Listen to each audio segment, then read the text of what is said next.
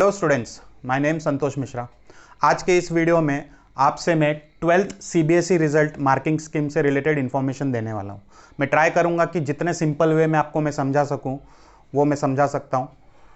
तो चलते हैं कि 12th सीबीएसई रिजल्ट्स का जीआर आउट हुआ था। उसमें सेंट्रल गवर्नमेंट की तरफ से फाइनलाइज हुआ था कि 12th का मार्किंग पैटर्न कैसे होने वाला है।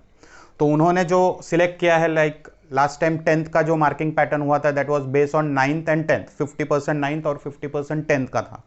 अब जो 12th का मार्किंग पैटर्न फाइनल हुआ है वो बेस रहेगा आपका 10th,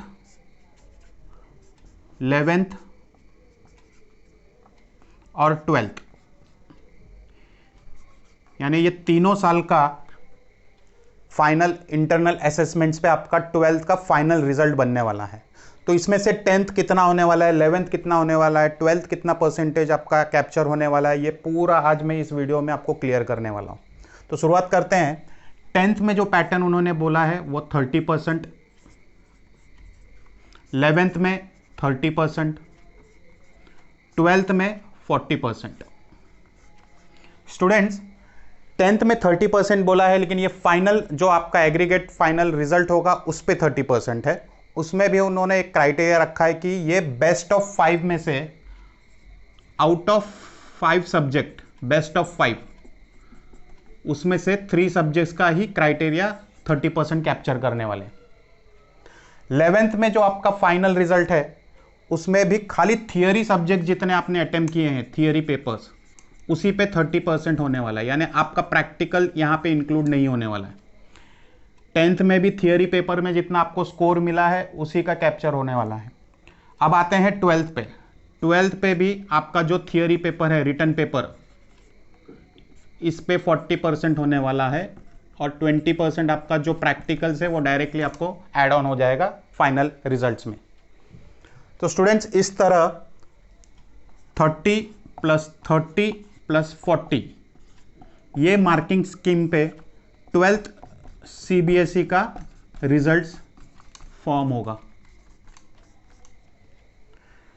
आगे मैं इस वीडियो में आपको पूरा इंडिविजुअली 10th का स्कोर कैसे कैप्चर होने वाला है, 11th का कैसे होगा, 12th का कैसे होगा और फाइनल रिजल्ट कैसे बनेगा उस पर हम चर्चा करें। तो स्टूडेंट, चलते हैं हम 10th के परफॉर्मेंस पे। 10th के रिजल्ट्स, आपका जो 10th का रिजल्ट था वो हम कैप्चर करते हैं। कई जगह 80 मार्क्स का था और 20 मार्क्स प्रैक्टिकल था, कई जगह 70 था और 30 मार्क्स प्रैक्टिकल था। तो हम कॉमन लेंगे, हम 80 मार्क्स है वो कैप्चर करते हैं और उसके हिसाब से ये एग्जाम्पल मैंने सेट किया हुआ है। ये 5 सब्जेक्ट्स हम ले रहे हैं, यानी 10th में जो बेस्ट ऑफ 5 है उसमें से मैं ले रहा हूँ, जिसमें से गवर्नमेंट के हिसाब से बेस्ट ऑफ 5 में से टॉप 3 सब्जेक्ट्स आपका कंसीडर होगा। तो इसमें से टॉप 3 कौन से हैं? 70, 65, 60, ये टॉप 3 है। तो टॉप 3 का आपका टोटल होगा, यानी 70 + 65 + 60, उसका टोटल आता है 195, जो हम 3 से डिवाइड करेंगे, यानी टोटल उसका मीन, जो एवरेज मीन आएगा वो 65 है। अब इस 65 में आपका 30% इवैल्यूएशन होने वाला है, यानी अगर मैं 30% 65 का निकालूं तो 19.5, ये इसका स्कोर आपका आ रहा है 19.5, ये एक सब्जेक्ट का स्कोर आएगा। इसी तरह जो भी इवैल्यूएशन होगा हर सब्जेक्ट्स के लिए सेम जो स्कोर है ये पूरा कंसीडर एज इट इज रहेगा 19.5। यहाँ पे आपका 19.5 आया तो ओबियस है, जैसा मैंने पहले भी वीडियो में बताया था कि 19.5 क्यों, जो भी 0.5 आता है डेसिमल वो पूरा राउंड फिगर में कन्वर्ट हो जाता है। बिलो 5 होता है तो कैंसिल होकर 19 आ जाएगा। तो यहाँ पे आपका राउंड फिगर आ जाएगा 20, यानी अब मैं यहाँ 10th के कॉलम में हर सब्जेक्ट्स के लिए आपका एवरेज जो आया है वो 20, यानी 5 सब्जेक्ट्स का आपका 20, 20, 20, 20 और 20, ये आपका पूरा रिजल्ट्स में डिस्प्ले होगा। आगे बढ़ते हैं 11th के लिए। स्टूडेंट्स, ये आपका 11th का एक एग्जाम्पल परफॉर्मेंस है।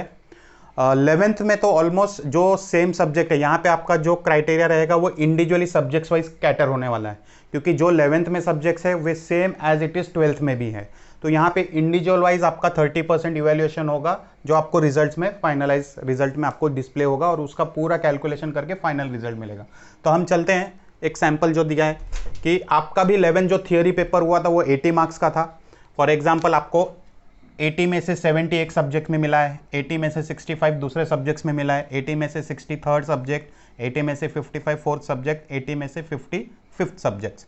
अब ये जो टोटल आपको एक्चुअल मिला हुआ है ना, इसके अंदर 30% का क्राइटेरिया निकलेगा, यानी 70 इंटू 30%। तो आपका एक्चुअल जो मार्क्स कैप्चर होने वाला है वो 21। सेकेंड सब्जेक्ट में 65 इंटू 30, यानी जो एक्चुअल स्कोर आपका आएगा 19.5। तो ये 19.5 है, तो इसको कन्वर्ट हो जाएगा 20 में। थर्ड सब्जेक्ट्स में 60 इंटू 30, यानी 18 मार्क्स आपका इंडिविजुअल सब्जेक्ट्स में कंसीडर होगा। फोर्थ आता है 55 into 30%, 16.5, again it will be converted into 17। और फिफ्थ आता है 50 का 30% 15, तो ये आपका स्कोर आ गया। तो ये जितने भी स्कोर आपको दिखे ये पूरा individual, because same subjects will be in 12th, तो मोस्टली ये इंडिविजुअल कैटर हो रहा है। 10th में वैसा नहीं हुआ था। 10th में कैसा था कि एग्रीगेट पे जो मिला था बेस्ट ऑफ 3 में, उसका एक मिनिमम मीन निकाल के, मीन का एक स्कोर निकाल के आपको कॉमन कर दिया था सब सब्जेक्ट के लिए। बट 11th में इंडिविजुअली सब्जेक्ट्स का 30% स्कोर निकलेगा, जो एक्चुअल आपको मिला है थियरी पेपर में। तो ये जितने भी स्कोर फाइनल मिले हैं हम यहाँ पे एंटर कर लेते हैं। 21 फर्स्ट सब्जेक्ट्स है, 22nd, 18, 17, 15। तो ये 30% यानी 10th 30% का इवेल्यूशन हो गया, 11th हो गया। अब हम आते हैं 12th पे। स्टूडेंट्स, अब हम 12th का मार्किंग इवेल्यूशन देखेंगे। 12th का एक्चुअल 40% होने वाला है। 10th में हमने 30% किया, 11th में 30% किया। अब 12th में जो GR में आया हुआ है, 12th का जो भी स्कोर आपको मिला है थियरी में, उसका 40% इवेल्यूशन होगा। 12th के लिए एक थोड़ा सा रूल्स एप्लीकेबल है। लाइक 12th में आप लोगों का काफ़ी लोगों के स्कूल में एग्ज़ाम्स हुए नहीं हुए, किसी का यूनिट टेस्ट हुआ है, टर्म नहीं हुआ है, प्रीलिम्स नहीं हुए, किसी के पास टर्म्स हुए, यूनिट नहीं हुए, प्रीलिम्स नहीं हुए, किसी के यहाँ प्रीलिम्स हुए। तो तीनों सेक्शन यानी यूनिट, टर्म्स और प्रीलिम्स, ये तीनों सेक्शन में जो भी आपका बेस्ट स्कोर है वो कंसीडर किया जाएगा। तो एग्जाम्पल के रूप में मैं यहाँ पे लिया हूँ कि जो भी टर्म्स यूनिट आपका होगा 80 मार्क्स का है, theory paper will be of 80 marks. आपको जो स्कोर आया है 70 का जो 40% है वो 28 है। इसी तरह बाकी के सब्जेक्ट्स का भी मैंने यहाँ पे एक इवैल्यूएशन लिख के रखा हुआ है, लाइक 40%, 28, 26, 24, 22, 20। ये जो इवैल्यूएशन है ये आपका एक्चुअल स्कोर जो आपको थियरी में मिला है उसमें से 40% का इवैल्यूएशन है। तो हम ये फाइनल जो इवैल्यूएशन 40% है वो लिख देते हैं 12th के कॉलम में। यानी अब आपका 12th का स्कोर देखेंगे तो 28, 26, 24, 22, 20। सिमिलर इंडिविजुअली सब्जेक्ट्स वाइज यहाँ पे हमने लिख दिया है। अब यहाँ पे हमारे पास पूरा डेटा आ गया है। 10th का डेटा आ गया है, 11th का डेटा आ गया है, 12th का डेटा आ गया है, और 12th का इंटरनल का स्कोर का भी हमने डेटा डाल दिया है। यानी अब ये पूरा डेटा को हम ऐड ऑन करेंगे इंडिविजुअली सब्जेक्ट वाइज। यानी 10th, 11th, 12th and 12th internal का स्कोर आप देख रहे हो 89, यानी 10th में 20, 11th में 21, 12th का 28, इंटरनल 20, 89। इसी तरह बाकी के सब्जेक्ट्स का भी मैंने टोटल कर दिया है, जो आपका टोटल आता है 411 आउट ऑफ 500। यही फॉर्मेट में, यही बेस पे, यही पैटर्न पे आपका 12th का रिजल्ट बनेगा। और आपको भी ये इजी हो गया है, आपके पास 10th का रिजल्ट अवेलेबल है, 11th का रिजल्ट अवेलेबल है, 10th का प्रीलिम्स, यूनिट, टर्म्स आपने जो भी दिया होगा वो भी स्कोर आपके पास अवेलेबल है। तो आप घर में भी ये ट्राई करके देख सकते हो कि आपका स्कोर कहाँ तक आ सकता है। नियर बाय आगे पीछे थोड़ा बहुत हो सकता है स्कोर, बट एक टेंटेटिव आपके पास आइडिया आ जाएगा कि भाई मुझे 12th में कितना मिलने वाला है, ये आपको आइडिया आ जाएगा यही फॉर्मेट में। ठीक है, इससे रिलेटेड और भी कुछ डाउट्स होगा तो डिस्क्रिप्शन पे मेरे दिए हुए नंबर्स पे आप कांटेक्ट कर सकते हो। Okay, thank you.